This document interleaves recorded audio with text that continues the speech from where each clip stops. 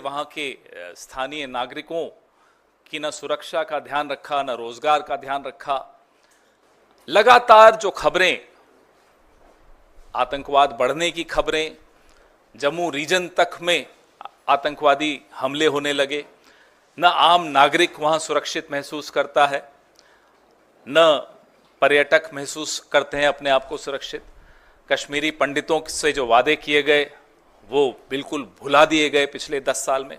ये सब इन परिस्थितियों के बीच में जम्मू कश्मीर में एक चुनाव हुआ, ऐतिहासिक चुनाव था, और जम्मू कश्मीर के बाशिंदों ने एक स्पष्ट जनादेश दिया। जम्मू कश्मीर, आज भी हम उसको राज्य ही मानते हैं, तो मैं तो यही कहूँगा कि जम्मू कश्मीर राज्य के लोगों को बहुत बहुत मुबारक कि उन्होंने इस चुनाव में बढ़ चढ़कर हिस्सा लिया और करारा जवाब दिया उन लोगों को जिन्होंने जम्मू कश्मीर को की इज्जत को रौंदने में कोई कसर नहीं छोड़ी थी। जैसा कि आप सब जानते हैं, पूर्ण राज्य का दर्जा छीनकर यूनियन टेरिटरी बनाना अपने आप में अप्रत्याशित था। हरियाणा में चुनाव हुआ जिसके नतीजे बिल्कुल अप्रत्याशित हैं और यहां तक कि यह भी कहेंगे कि अस्वीकार्य हैं।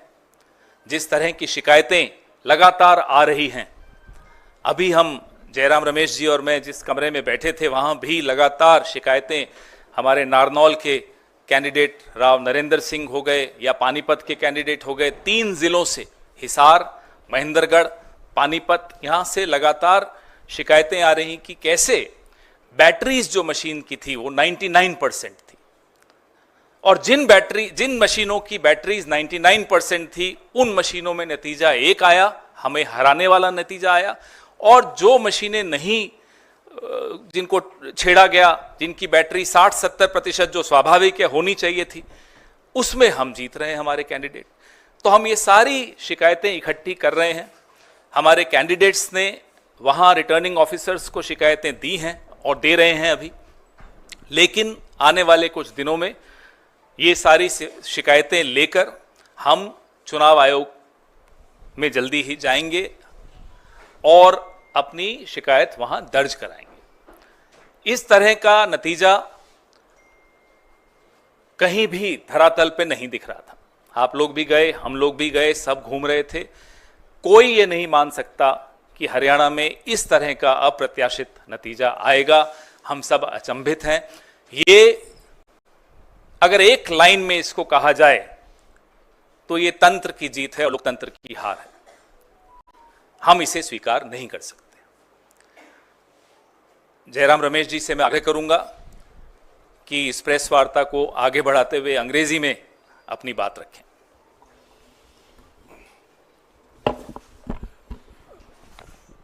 मैं सिर्फ ये बात कहूंगा कि जम्मू और कश्मीर के जनता ने स्पष्ट जनादेश दिया है नेशनल कॉन्फ्रेंस और इंडियन नेशनल कांग्रेस के गठबंधन को।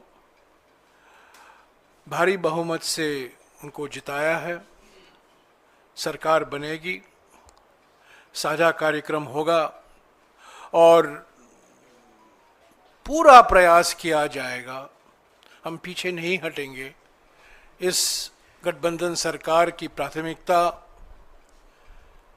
यूटी को फिर से पूरे राज्य का दर्जा मिलना ज़रूरी है और यही प्राथमिकता होगी।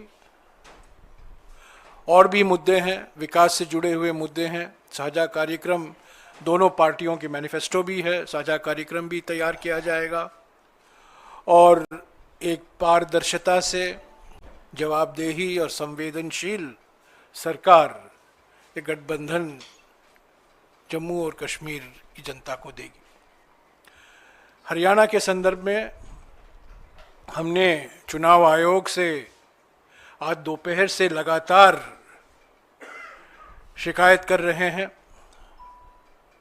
उनसे जवाब भी आया है, उस जवाब का जवाब भी मैं दे रहा हूं और उसके बाद भी 3 या 4 जिलों से बड़े गंभीर शिकायत आए हैं।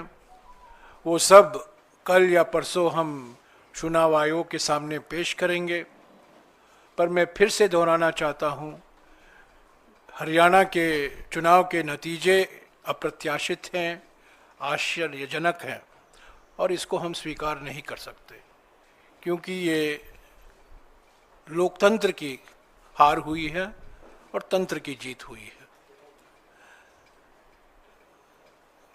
इसके ऊपर मैं आज कुछ नहीं कहूँगा।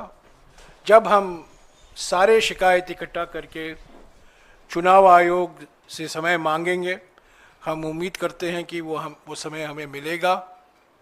कल या परसों तक हम उम्मीद करते हैं कि हम चुनाव आयोग के सामने एक विस्तार से, जो अलग अलग ज़िलों से, अलग अलग असेंबली कंस्टिट्यूएंसी से शिकायतें आई हैं, कुछ आज हमने इलेक्शंस कमीशन के सामने रखा था, पर और भी हैं और बड़े गंभीर मुद्दे हैं ईवीएम को लेकर, और जिस तरीके से एक माहौल पैदा करने की प्रयास की गई, दबाव स्थानीय अधिकारियों पर लाया गया, और जहां जिन जिन सीटों में हमारी हारने की कोई गुंजाइश नहीं थी, वहां हम हारे। मैं समझता हूं ये नतीजा लोक भावना के खिलाफ है, जो जमीनी हकीकत है, और सभी ने ये हकीकत को महसूस किया है। ये नतीजा उसके खिलाफ जाता है। I will just repeat this in English very briefly. The people of Jammu and Kashmir have given a clear, decisive, convincing mandate to the National Conference, Indian National Congress Alliance.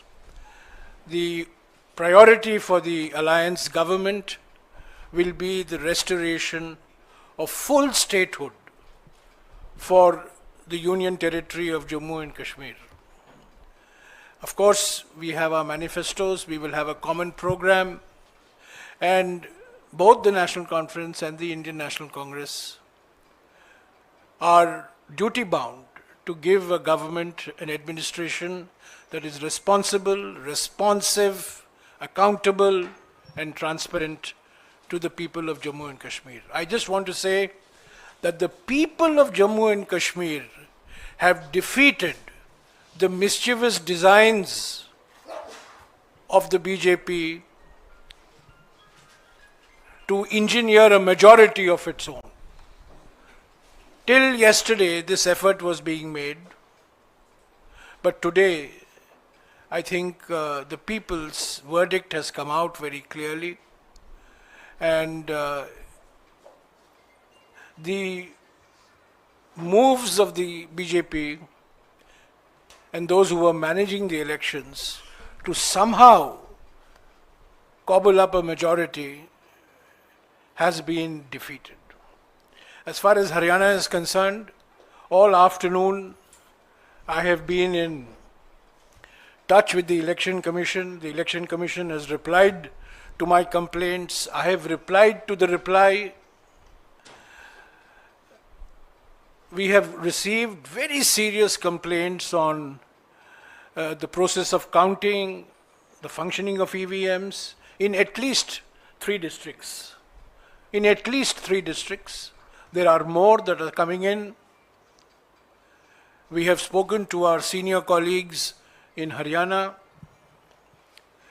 and this information is being collected. We hope to present this in a consolidated form to the Election Commission tomorrow or day after. We will seek time, but I just want to reiterate that the results in Haryana are totally unexpected, completely surprising and counterintuitive. It goes against ground reality. It goes against what the people of Haryana had made their mind up for, which was for change and transformation. I think under these circumstances, it is not possible for us to accept the results that have been announced today. Serious questions have been raised by our candidates, we will bring it to the notice of the Election Commission. And what we have seen today in Haryana is, I think, a victory for manipulation, a victory for subverting the will of the people, and it's a defeat for transparent democratic processes. So I will only say this, but the chapter on Haryana is not complete. It will continue. The chapter in Jammu and Kashmir, of course, there will be a coalition government. And as I said till yesterday, various attempts were being made to ensure that the majority will not come to the INC-NC coalition, but the people of Jammu and Kashmir have given a very clear mandate for this coalition government. Thank you. Sir मेरा सवाल sir आपको नहीं लगता कि आप ये कह रहे हैं कि जम्मू कश्मीर के अंदर कोalition को मैंडेट मिला, लेकिन 38 सीटों में से कांग्रेस सिर्फ 6 जीत पाई है, 6 पे ही आगे चल रही है, आप लोगों के खाते में उतनी ही आई, वहाँ पर एज ए पार्टी आप लोगों को नुकसान हुआ है। और आपके जो कोलिशन पार्टनर्स हैं शिवसेना की तरफ से, जो उनकी सांसद हैं, उन्होंने कहा जहाँ पर भी कांग्रेस की बीजेपी से सीधी लड़ाई होती है वहाँ पर कांग्रेस उनको नहीं हरा पाती, अलायंस के साथ ही हरा पाती है। और हरियाणा में आपको लगता नहीं कि इन फाइटिंग का नुकसान हुआ? 16 आपके सिटिंग विधायक जो है वो चुनाव हारे हैं, उस पर क्या कहेंगे आप? हरियाणा के बारे में जो कुछ हमें विश्लेषण करना है ज़रूर हम करेंगे, पर पहली बात, हमें इलेक्शन कमीशन तक जो शिकायतें आ रही हैं अलग अलग ज़िलों से वो पहुंचाना है। हमने क्या किया, क्या नहीं किया, गलती कहाँ हुई, इसका विश्लेषण ज़रूर होगा, इस पर चिंतन ज़रूर होगा, बहस ज़रूर होगी, एक समिति का भी गठन होगा। ये प्रथा रहा है कांग्रेस पार्टी में, और सबसे बातचीत करके ही ये विश्लेषण होगा। पर अभी विश्लेषण का वक्त नहीं है। अभी सबसे महत्वपूर्ण बात यह है कि हमसे जीत छीना गया है, तंत्रों का दुरुइस्तेमाल हुआ है, दुरुपयोग हुआ है, और लोगों की जो भावना थी, और सब ने ये महसूस किया कि ज़मीनी हकीकत बदलाव के पक्ष में था, परिवर्तन के पक्ष में था, और आज वो परिणाम जो आया है उसको नहीं दर्शाता। तो प्राथमिकता हमारे लिए ये है, विश्लेषण ज़रूर होगा। जम्मू के बारे में जो आपने सवाल किया, मैं स्वीकारता हूँ कि हमारा प्रदर्शन जम्मू में और बेहतर होना चाहिए था। इसके भी कुछ कारण हैं, उस पर भी चिंतन होगा, विचार विमर्श ज़रूर होगा। पर महाराष्ट्र में मैं याद दिलाना चाहता हूँ कि लोकसभा चुनाव में कांग्रेस पार्टी पहले स्थान पर थी, और गठबंधन का एक धर्म होता है, जो हमारे आपस की बात होती है हम एक दूसरे से बोलते हैं, मीडिया के द्वारा हम नहीं बोलते हैं। हम गठबंधन में हैं महाराष्ट्र में, उस गठबंधन को मजबूत करना हमारा कर्तव्य बनता है। हम कुछ नहीं कहेंगे हमारे गठबंधन के साथी दलों के बारे में, पर जो चुनाव के नतीजे आए हैं हरियाणा को लेकर, उस पर कई सवाल, गंभीर सवाल उठे हैं, उसको आगे ले चलना ईसी तक, और इसी के साथ बात करना हमारा फ़र्ज़ बनता है। अगले 2-3 दिन में हम वो करेंगे, और जम्मू और कश्मीर में शीघ्र ही हम उम्मीद करते हैं कि एनसी और आईएनसी गठबंधन सरकार बनेगी, एक साझा कार्यक्रम तैयार किया जाएगा, और जो जनता की उम्मीदें हैं उसको पूरा करने की पूरा प्रयास करेंगे और उसमें पहले स्थान पर जम्मू और कश्मीर को पूर्ण राज्य का दर्जा वापस लौटाना है।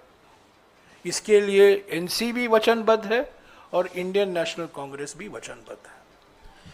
हाँ, इधर पवन ने जो कहा कि जम्मू कश्मीर में जो जो आपने फैक्टर्स गिनाए वो सब सही थे, उसके बावजूद एक लग रहा था कि आपकी clear road ahead to victory है जम्मू में, जहाँ पर बीजेपी बहुत डाउन एंड आउट थी।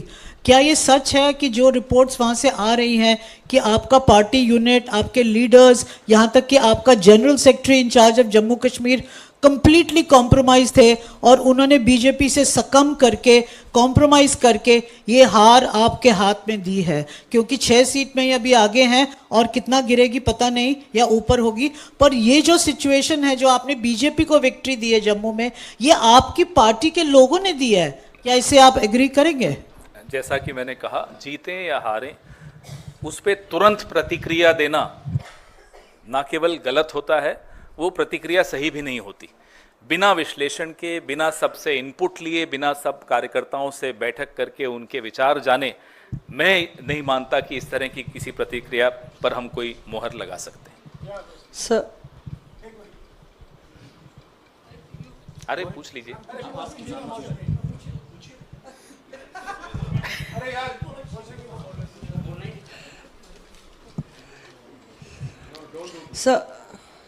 सर ये जो 3 जिलों का आपने जिक्र किया, तो ये कौन से जिले हैं और कितनी सीटें इसमें प्रभावित हो रही हैं इन जिलों में, ये हम लोग जानना चाहेंगे। और थोड़ी अजीबोगरीब बात नहीं है कि एक तरफ आप जम्मू कश्मीर की जीत और आगे क्या प्रक्रिया रहेगी उसका जिक्र कर रहे हैं, और दूसरी तरफ कह रहे हैं वहाँ पे जनता की जीत हुई, और दूसरी तरफ कह रहे हैं हरियाणा में अंगूर खट्टे हैं, हरियाणा में हमारी जीत छीनी गई है। गरीब तो तब जनता को क्या मैसेज? अजीबो गरीब तब होता कि जब हम कहते कि नहीं साहब सब जगह खराब है मशीन। हम पूरे हरियाणा के लिए भी नहीं कह रहे कि सब जगह खराब है। हम नारनौल असेंबली का ही अगर आपको उदाहरण दें तो साफ, और ये कोई कोइंसिडेंस नहीं हो सकता, साफ सामने दिखता है, आंकड़े हैं, सब मशीनें सामने रखिए। जिन मशीनों के यूनिट की बैटरी 99% है वो मशीनें हमें हरा रही हैं।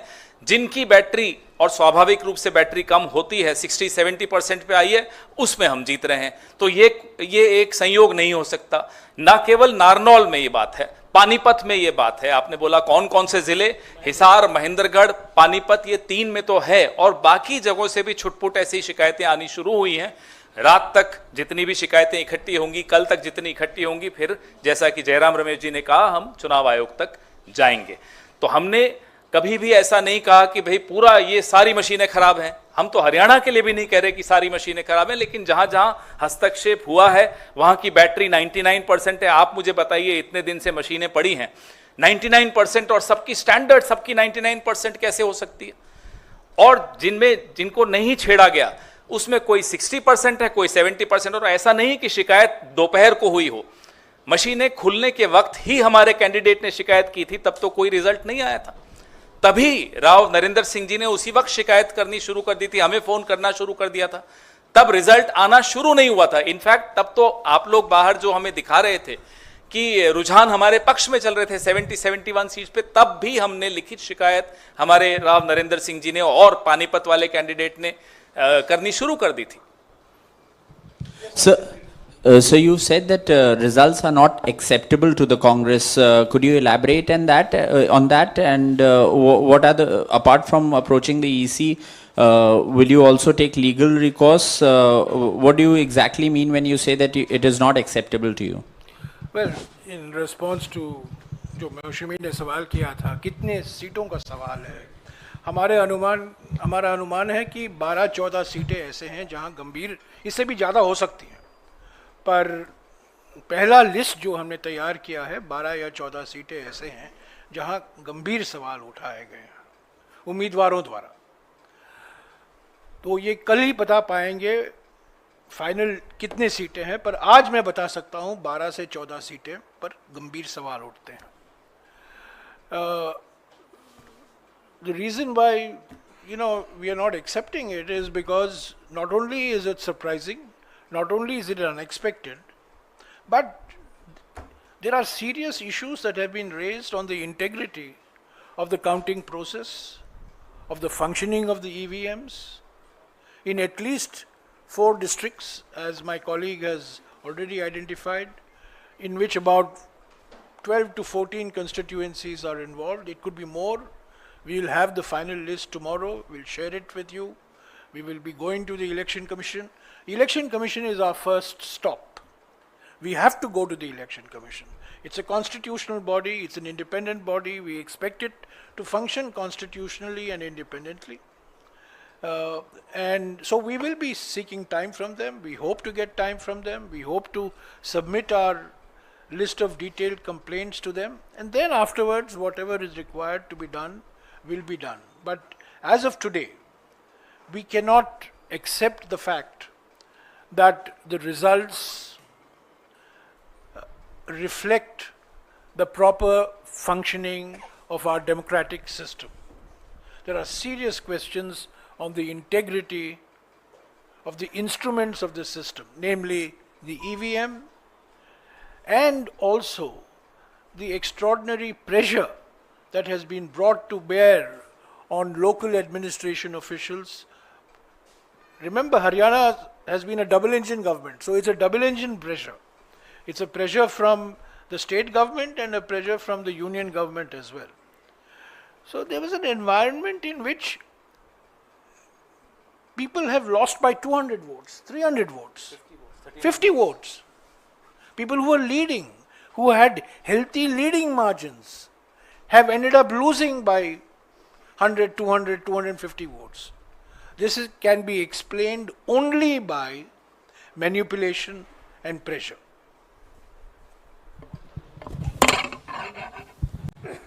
सर, अब तक आपके पास जो तथ्य सामने आए हैं, क्या इस नतीजे पर आप पहुंचे हैं कि कोई सुनियोजित ढंग से कोई ईवीएम में गड़बड़ी की गई है? क्या आप ऐसा कोई नतीजे पे पहुंचे हैं कि कोई सुनियोजित ढंग से हुआ है ऐसा कुछ, या अभी उसमें देखना बाकी है कि ईवीएम में गड़बड़ी कोई बड़े पैमाने पर की गई है? भाई, अगर 99% बैटरी स्टैंडर्ड एक के बाद एक मशीनों पे निकल रही हो और उन्हीं मशीनों पे कांग्रेस का उम्मीदवार हार रहा हो, जिन मशीनों पे 60-70 स्वाभाविक जो होना चाहिए उतनी बैटरी उस पे हम जीत रहे हो, तो आप बताइए सुनियोजित नहीं माना जाएगा तो क्या माना जाएगा? ये नतीजे सवाल खड़े करते हैं और इन सवालों को ढूंढना हम सबका राजधर्म है। हम सबको इस लोकतंत्र को बचाने के लिए इन सवालों का जवाब ढूंढना चाहिए, आपको भी और हमको भी। आप समझे, ये साजिश समझे, जहां 99% बैटरी है वहां बीजेपी की जीत होती है, और जहां 70% के नीचे बैटरी है वहां कांग्रेस की जीत होती है। ये संयंत्र नहीं है तो और क्या है?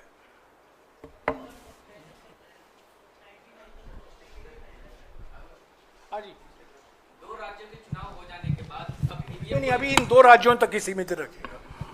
नहीं, 2 राज्यों के बाद मैं उसी पे सवाल कर रहा हूँ।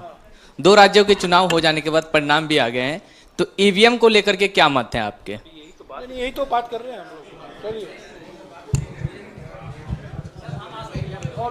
और कोई सवाल? हाँ जी,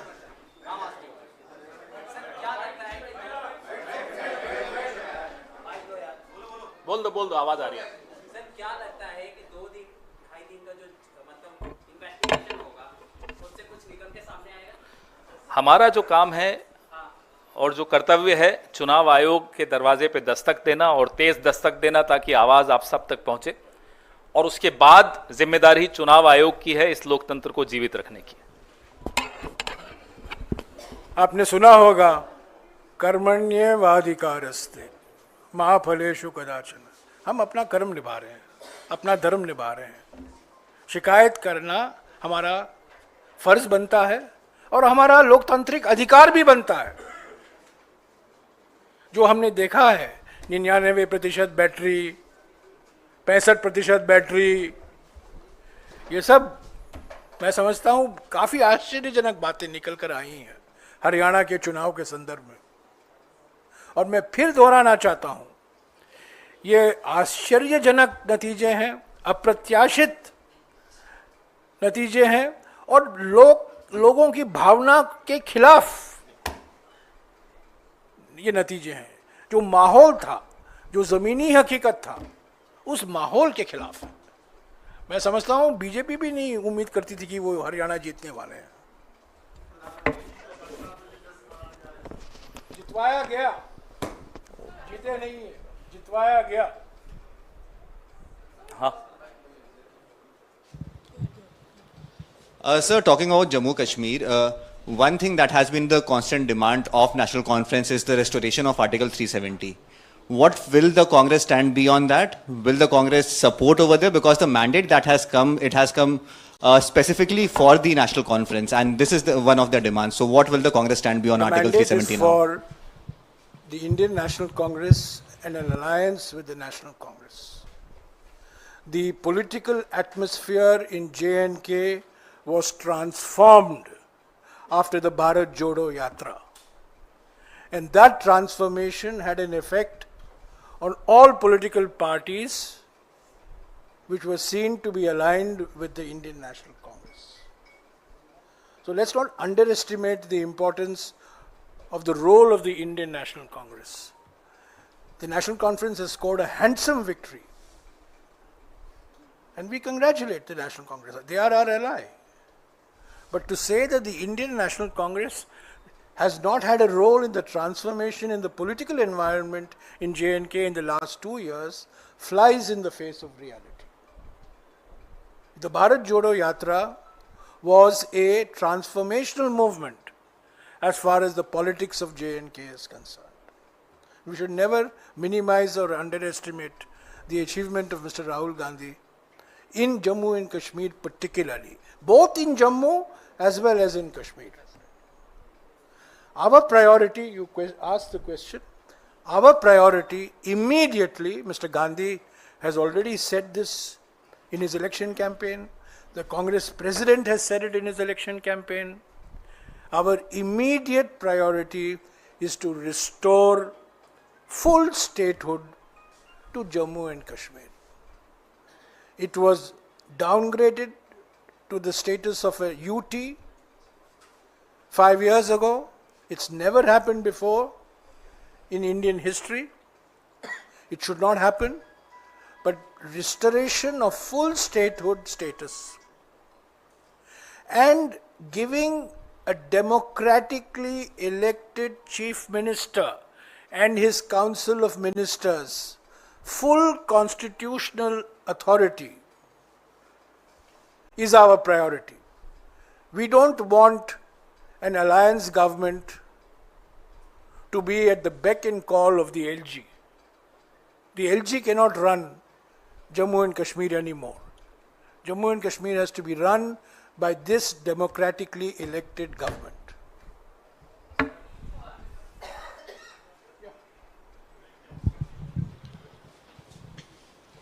Sir, that the Congress candidate from Jeend, his name is Bijender Singh, we just got his bite and he's stating he's lost the election by 32 votes. You were mentioning that a lot of elections have been lost in very thin margins.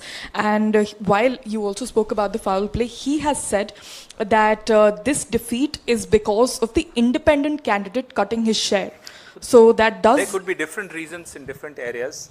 What the complaints that we have got and that we are getting are from 3 districts primarily. And then when we compile those complaints, we'll take them to the Election Commission. As I said, one size doesn't fit all. Different constituencies have different reasons for their victories or defeats.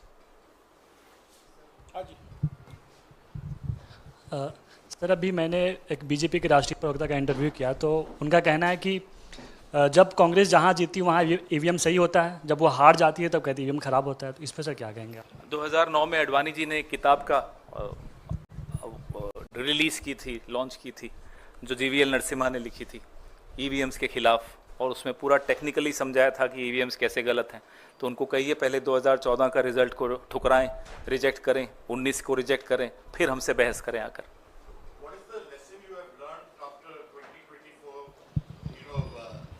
Sabha elections, the fact that the Congress did reasonably well, and now having all eggs in one basket, allowing infighting to take place, and are not really reading the writing on the wall that, you know, you have to have a house in order. If there was any lesson that was learned in 2024 was for Congress to be united and fight together. What was the reason? Because we saw Selja speaking out, we saw, Huda there. Could you kindly explain to us why the Congress has shot itself on its foot? The writing on the wall was the Congress will come back to power. That was the writing on the wall. That has been deliberately erased. The writing on the wall was very, very clear to anybody who was willing to read the writing on the wall. Why did it happen? But, there are people who are experts in replacing walls. They just replace the wall. Or machines. In this case, machine. So I have already explained, I don't think you were there when I was explaining, that as far as the results are concerned, Haryana result, our first priority is to collate, consolidate all the complaints that have come from candidates from the 3 districts today. There will be other complaints, and we hope to submit this to the Election Commission tomorrow evening or day after. That is our immediate priority. Simultaneously, of course, we will sit and introspect why the result went the way it did. It was everybody's expectation that the Congress would win comfortably in Haryana. I think all I can say is that the Congress has been made to lose. Congress has not lost. Congress has been made to lose in Haryana. And you have not heard the last of the Haryana result.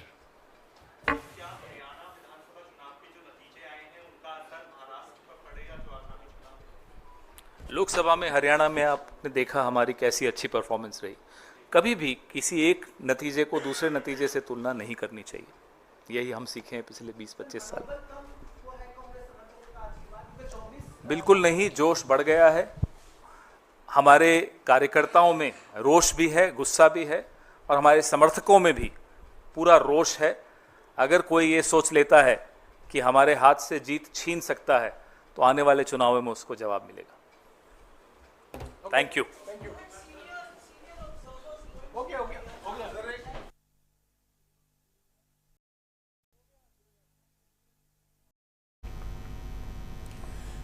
तो बड़ा आरोप लगाया है Congress party ने कि हमारे हाथ से हरियाणा में जीत छीन ली गई है।